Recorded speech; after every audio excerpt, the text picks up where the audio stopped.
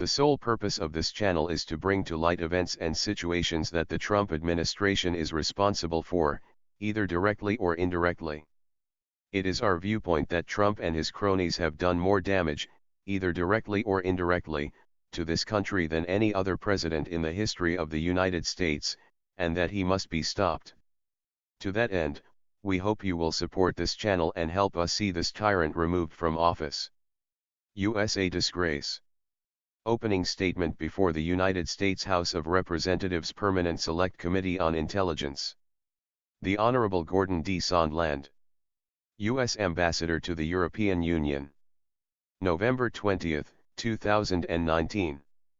Introduction. Thank you, Mr. Chairman, for the opportunity to speak again to the members of this committee. First, let me offer my thanks to the men and women of the U.S. Department of State, who have committed their professional lives to support the foreign policy work of the United States. In particular, I want to thank my staff at the U.S. Mission to the European Union. Your integrity, dedication, and hard work, often performed without public acclaim or recognition, serve as a shining example of true public service, and I am personally grateful to work beside you each and every day. It is my honor to serve as the U.S. Ambassador to the European Union. The U.S. mission to the EU is the direct link between the United States and the European Union and its members, America's longest-standing allies and one of the largest economic blocs in the world. Every day, I work to support a strong, united, and peaceful Europe. Strengthening our ties with Europe serves both American and European goals, as we together promote political stability and economic prosperity around the world. Personal background. I expect that few Americans have heard my name before these events. So before I begin my substantive testimony, please let me share some of my personal background. My parents fled Europe during the Holocaust. Escaping the atrocities of that time, my parents left Germany for Uruguay, and then in 1953 emigrated to Seattle, Washington, where I was born and raised. Like so many immigrants, my family was eager for freedom and hungry for opportunity. They raised my sister and me to be humble, hardworking, and patriotic, and I am forever grateful for the sacrifices they made on our behalf.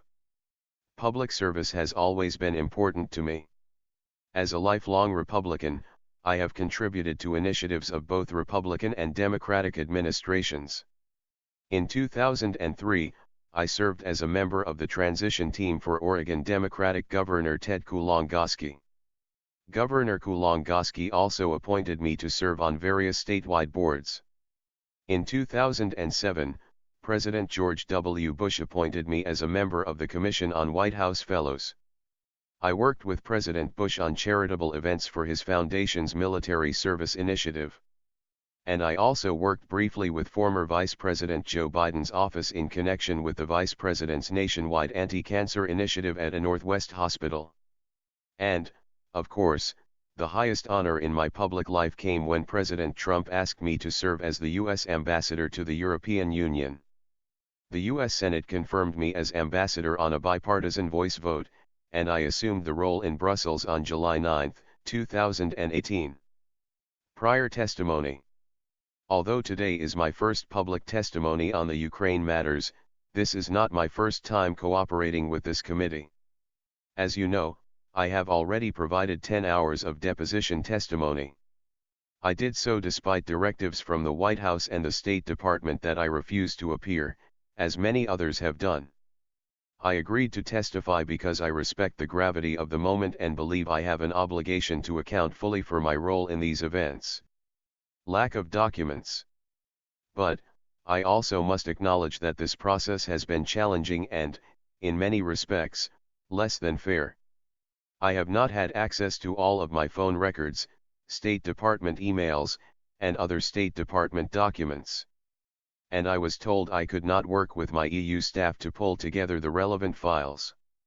Having access to the State Department materials would have been very helpful to me in trying to reconstruct with whom I spoke and met, when, and what was said.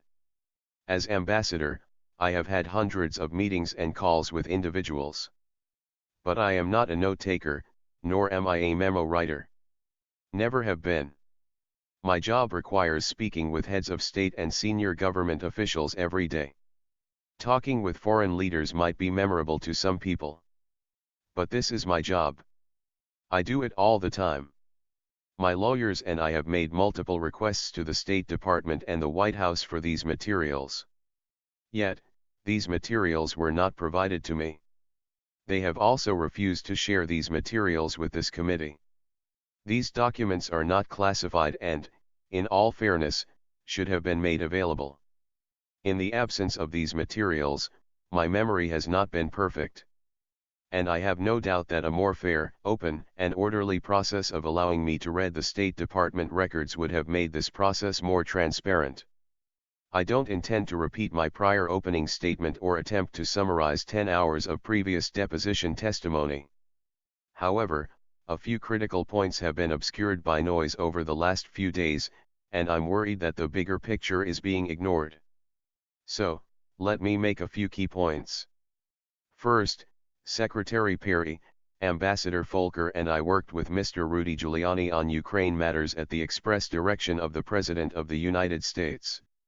We did not want to work with Mr. Giuliani.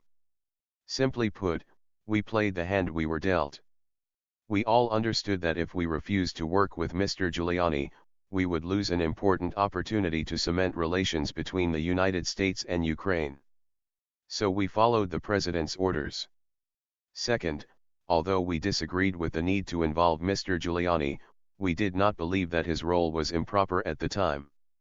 As I previously testified, if I had known of all of Mr. Giuliani's dealings or of his associations with individuals now under criminal indictment, I would not have acquiesced to his participation. Still, given what we knew at the time, what we were asked to do did not appear to be wrong. Third, let me say, precisely because we did not think that we were engaging in improper behavior, we made every effort to ensure that the relevant decision makers at the National Security Council and State Department knew the important details of our efforts. The suggestion that we were engaged in some irregular or rogue diplomacy is absolutely false. I have now identified certain State Department emails and messages that provide contemporaneous support for my view. These emails show that the leadership of state, NSC, and the White House were all informed about the Ukraine efforts from May 23, 2019, until the security aid was released on September 11, 2019. I will quote from some of those messages with you shortly. Fourth, as I testified previously, Mr. Giuliani's requests were a quid pro quo for arranging a White House visit for President Zelensky. Mr. Giuliani demanded that Ukraine make a public statement announcing investigations of the 2016 election/DNC server and Burisma. Mr. Giuliani was expressing the desires of the President of the United States, and we knew that these investigations were important to the President. Fifth, in July and August 2019, we learned that the White House had also suspended security aid to Ukraine. I was adamantly opposed to any suspension of aid, as the Ukrainians needed those funds to fight against Russian aggression. I tried diligently to ask why the aid was suspended, but I never received a clear answer. In the absence of any credible explanation for the suspension of aid, I later came to believe that the resumption of security aid would not occur until there was a public statement from Ukraine committing to the investigations of the 2016 election and Burisma, as Mr. Giuliani had demanded. I shared concerns of the potential quid pro quo regarding the security aid with Senator Ron Johnson. And I also shared my concerns with the Ukrainians. Finally, at all times, I was acting in good faith. As a presidential appointee, I followed the directions of the President. We worked with Mr. Giuliani because the President directed us to do so. We had no desire to set any conditions on the Ukrainians. Indeed, my personal view, which I shared repeatedly with others, was that the White House meeting and security assistance should have proceeded without preconditions of any kind.